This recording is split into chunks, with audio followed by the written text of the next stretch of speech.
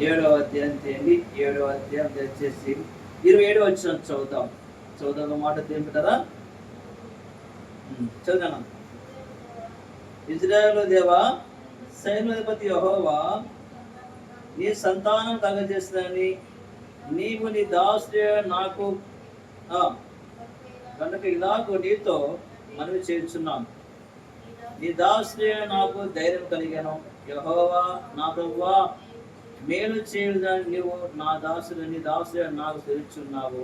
నీ దేవుడైన కనుక మాట ఎత్తావు. అంటే దయచేసి నీ దాసుడైన నా కుటుంబం నిత్యము నీ సన్నిధి ఉన్నట్లుగా దాన్ని ఆశీర్వదించుము. చూడండి ఎంత గొప్ప ప్రార్థన. నిత్యము నీ సన్నిధి ఉన్నట్లుగా నా కుటుంబాన్ని ఆశీర్వదించుము. ఎవరి యొక్క చేయగల చెప్పండి. దేవుని యొక్క హస్తం మన కుటుంబం మీద ఉండాలా? దేవుని యొక్క కాపుదల మన కుటుంబం మీద ఉండడం వలన దేవుడు వారికి తోడుగా ఉండి ఆరోగ్యం ఇచ్చి, బలం ఇచ్చి, శక్తి ఇచ్చి, అన్ని విధాలుగా మనకు తోడుగా ఉండున్నాం. కనుక ఈ రాత్రికాల సమయంలో దేవుడు చేసిన గొప్ప మేలు ఏంటంటే కనుక సురక్ష విషయంలో చూడండి, సంవత్సరం వరకుని సంవత్సరాంత వరకు ఎవరి రెక్కల కింద భద్రపరిచారు చెప్పండి. కోడి తన రెక్కల కింద తన పిల్లలను చేర్చుకున్నట్టుగా మన పిల్లలు కూడా ఆ విధంగా పెంచిన వాడుగా ఉన్నాం. కనుక దేవుడు ఇచ్చిన ఆయుష్కాలం బట్టి, దేవుడు చెప్పిన ఆశీర్వాదం కాబట్టి మన జీవితంలో గొప్ప మేలు పొందుకోవాలని దేవుని యొక్క వాక్యం తెలియజేస్తున్నది. కనుక ప్రేమ దేవుని కదా, కనుక యెహోవా ఆశీర్వాదము ఏమొస్తుంది చెప్పండి? ఐశ్వర్యం ఇస్తుంది. దేవుని యొక్క ఆశీర్వాదం అనుకుంటే చాలు.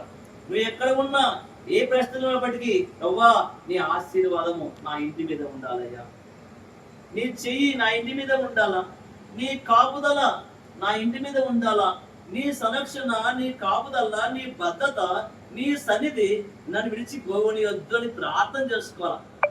ఎంత గొప్ప భక్తులు చూడండి. గొప్ప గొప్ప భక్తులు ఏం చేస్తున్నారు అంటే వారి పిల్లలు ఒక రేయింబగులు ప్రార్థన చేస్తున్నారంట. కనుక దీపిక, అదేవిధంగా సందీప్ కుటుంబంలో దేవుడికి ఇచ్చిన గొప్ప గిఫ్ట్ని బట్టి మనం ప్రార్థన చేయవలసిన వారంగా ఉన్నాం. అన్నిటికంటే ముఖ్యంగా దేవుడిచ్చిన ఆరోగ్యం బట్టి ఈ సంవత్సరం అంతా ఆ రెక్కల కింద భద్రపరిచినందుకే.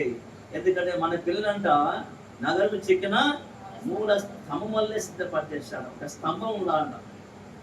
ఒక ఇంటికి 4 స్తంభాలు ఎలా ఉన్నాయో ఆ రీతిగా మన పిల్లలు కూడా ఒక స్తంభములుగా తయారు చేయాలంటే ఎలా చేయాలని కారుగా చెప్పండి. చదువులో కారపుగా ఉండాలి. చూడండి దేవుడు 3 పేటలు త్రాడు త్వరగా తెగిపోదు. కనుక మన పిల్లలు చూడండి, మనం ఎలా ఉన్నామంటే పిల్లల్ని పెంచే విధానం చాలా ప్రాముఖ్యం. మనం ఏదో గొప్పగా పనులు చేసేదానికంటే సండే స్కూల్ పంపించాలి. సందీపం అదే కాదు వారము ఎక్కడ రావాలా? మందరికి రావాలా? నేను సాలని చెప్తుందా, మందరికి రావాలా? ఇప్పటి నుంచి ఈ నూతన సంవత్సరంలో, ఈ 3వ సంవత్సరంలో దేవుడు ఇచ్చిన కాపుదలను బట్టి కుటుంబం అంతా యెహోషువ కుటుంబం వల్లే నేను, నాకు ఇచ్చిన పిల్లలు 2 కానీ 3 కానీ, నేను, నా భార్య 2 పనులు కలిసి ఎక్కడ చెప్పండి నీ మందిరంలో గడపాల ప్రభువా. నీ మందిరంలో ఉంటే నాకు ఆనందం ఉంటుంది ప్రభువా. నీ మందిరంలో ఉంటే సంతోషం ఉంటుంది తండ్రి. పర సంబంధమైన జ్యోతిర్మయుడకు శ్రేష్టమైన వరం నాకు ఇచ్చావు. ఆ వరమే గొప్ప గిఫ్ట్ పిల్లలు. ఈ పిల్లలను ఎవరికి అప్పచెప్పాలి చెప్పండి? ఏసైకి అప్పచెప్పాలి ప్రభువా. బైబిల్ ఒక స్త్రీ ఉంది, జబదేవ్ కుమార్ యొక్క భార్య.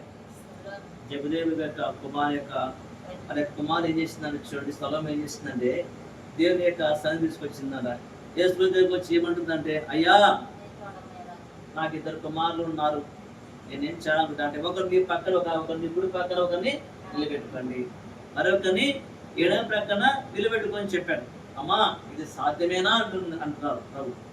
ఎందుకంటే నీ దగ్గర ఉంటే క్షేమంగా ఉంటారయ్యా. నీ పెంపకం చాలా పెంపకము. నేను ఒకవేళ బయటికి వెళ్ళిపోతే నా పిల్లలు ఎలా నాకు తెలియదు. నువ్వు నీ పక్కన ఉంటే కన్నా వారి క్షేమం చూస్తావు, వారి భద్రత చూస్తావు, వారిని కాపాడుతావు. వారు చెడు వేస్తా దూరంగా కాపాడటం అంటే నీ కాపుదల చాలా ప్రాముఖ్యం. ఏసే దగ్గర ఉంటే ఏమని చెప్పడాక ఆహారం పడుతుందా చెప్పండి. 5 రొట్టెలు చెప్పడమ్మా, 2 చేపలు, ఎన్ని కప్పలు చెప్పా సందీపు? ఎన్ని కప్పలు చెప్పు? 12 కప్పలు. ఎంతమంది తిన్నారు? 5,000 మంది తిన్నారంట. ఇంకోసారి ఎన్ని కప్పలు మిగిలిన చెప్పండి? 7 కప్పలు మిగిలాయి. ఎంతమంది ఉన్నారు? గొప్ప దేవుడు దేవుడా. 2 గంపలు మిగిలాయి. 7 గంపలు మిగిల్చిన దేవుడు ఆయన దగ్గర ఉంటే ఆహారం కొరత ఉండదు, వస్త్రం కొరత ఉండదు. నిశ్చయముగా నీ చేతుల కష్టాయుతమును దేవుడు నిన్ను దీవించేవాడుగా ఉన్నాడు. కనుక మన జీవితాల్లో గొప్ప ఆశీర్వాదం ఏంటంటే ప్రభువును కలిగి ఉండుట. ప్రభువు కలిగి ఉన్న వారికి దేవుని యొక్క దీవెనలు మెండుగా ఉంటున్నాయి. వారు ఎక్కడ ఉన్నా, వారు చేస్తున్న ప్రతి ప్రయత్నంలో ఎవరు తోడుగా ఉండాలా? యేసయ్య హస్తం నీ ఇంటికి తోడుగా ఉండవలన, యేసయ్య హస్తం మన పంట మీద తోడుగా ఉండవలన, దేవుని కాపుదల మన ఇంటి మీద ఉండవలన దేవుడు చూడండి ఎలా ఆశీర్వదిస్తున్నాడు చెప్పండి. 30 60 100 ఆశీర్వించే దేవుడు. ఆ చేతులు నిత్యం ఆశీర్విస్తూనే ఉంటాడు. ఆశీర్వాదం కావాలంటే ఆయన బిడ్డగా జీవించాలా, ఆయన కుమారుగా ఉండాలా, ఆయన మాట వినే వారంగా ఉండాలా. ఈ యొక్క నూతన సంవత్సరంలో సురక్షిత ద్వారా ఆ కుటుంబానికి ఒక సూచన చెప్తున్నాడు. మీరిద్దరు కలిసి ప్రార్థన చేయాలి. మీరిద్దరు కలిసి ఎప్పుడు ప్రార్థన చేయాలి. సంధి ప్రార్థన చేస్తావా? చేయాలి. ప్రభా సంవత్సరం అంతా కాచి కాపాడేవాళ్ళు తండ్రి. నాకు ఇచ్చిన గొప్ప గిఫ్ట్ బట్టి వందలు తెలియజేస్తున్నాను ప్రభా. ఈ గిఫ్ట్ ఏం చేయాలి ప్రభా? ఏం చేయాలా? ఎవరికి ఇవ్వాలా? ఆ తల్లి ఇద్దరు ఇచ్చేసింది. ప్రార్థన చేయాలి. ప్రభా నాకు ఇచ్చిన ఇద్దరు గిఫ్ట్ ఇచ్చారు. ఈ గిఫ్ట్ ఇప్పుడు నీకు అప్పగిస్తున్నాను ప్రభా. వారు పెంచడానికి నాకు తగిన జ్ఞానం తెచ్చి ప్రభా, తగిన వివేకం తెచ్చి ప్రభా. ఇక నుంచి నేను నా పిల్లలు కలిసి నా భార్య పిల్లలతో నీ స్థలంలో కూర్చుంటాం ప్రభా. 108 కింద చెప్తున్నాడు, యెహోవా యందు భయభక్తులు కలిగి ఆయన త్రోవలో నడుచునంత నిశ్చయముగా నీ చేతుల కష్టాయుక్తమును అనుభవిస్తాం. కష్టపడుతుంటాం కానీ అనుభవిస్తున్నామా? సంచుల్లో వేస్తుంటాం కానీ అది రంగుతుందా? సంచిగా అని చెప్పండి, రంధ్రం ఉంటుంది. మనకు తెలియకుండా జారిపోతూనే, ఎలా జారిపోదో తెలియదు. మనం చూసి ఎంత సంపాదించానే ఏమి లేదు. కారణం ఏంటి? దేవుందా పొరపాటు, నాదా పొరపాటు. దేవుడు సృష్టికర్తను నన్ను పుట్టించిన వాడుగా ఉన్నాడు, నాకు ఆహారం ఇచ్చిన వాడుగా ఉన్నాడు, నాకు వస్త్రం ఇచ్చిన వాడుగా ఉన్నాడు, గృహం ఇచ్చిన వాడుగా ఉన్నాడు, కుటుంబం ఇచ్చిన వాడుగా ఉన్నాడు, పిల్లలు ఇచ్చిన వాడుగా ఉన్నాడు. కానీ నేను దేవునికి మహిమకరంగా జీవిస్తున్నానా? ఇది ఇచ్చిన దేవుణ్ణి నేను మహిమపరుస్తున్నానా అని మనలో దేవుడు ప్రశ్నిస్తున్నాడు. ఈ దినం నుంచి ఈ కుటుంబానికి ఆశీర్వాదం కావాలని కోరుకుంటున్నాడు. ఈ దినం నుంచి దేవుడు నీ కొత్త జీవితం ఇవ్వాలని కోరుకుంటున్నాడు. ఈ దినం నుంచి దేవుడు నీ కుటుంబాన్ని జీవించాలని కోరుకుంటున్నాడు. నీ చేతులను బలపరచాలని కోరుకుంటున్నాడు. ఆయన చేతికి రావాలంటే నా కుమారుడా నీ హృదయము ఎవరికి ఇవ్వాలి చెప్పండి? సందీపో నా జీవితం నీకే ఇస్తున్నాను తండ్రి. గడిచిన దినాల్లో గడిచిన సంవత్సరం ఎన్నో కోల్పోయిన వాడుగా ఉన్నాడయ్యా. ఈ సంవత్సరంలో నూతన సంవత్సరం నా జీవితం నీకు అర్పిస్తున్న వాడుగా ఉన్నాను ప్రభువా.